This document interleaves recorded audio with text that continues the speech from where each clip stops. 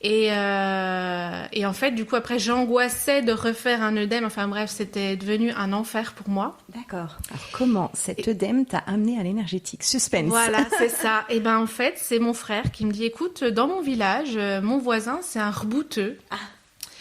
Il fait des soins comme ça, énergétiques, avec une méthode énergétique très ancienne. Écoute, au point où t'en es, va le voir. D'accord. Et je me suis dit, bah effectivement, là de toute façon, l'allopathie, la médecine classique, avait des solutions, mais des solutions qui finalement arrivaient un peu à leur limite, quoi. Okay.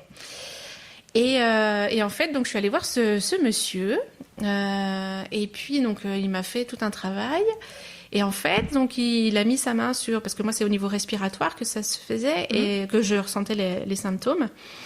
Et il m'a dit, il a commencé à me parler d'un blocage plutôt psychologique. Il y a un problème, un nœud par rapport à ton père, machin. Et puis je me disais, mais comment il peut savoir tout ça, déjà? Il arrivait à me dire des choses de ma vie que je lui avais absolument pas confiées. D'accord.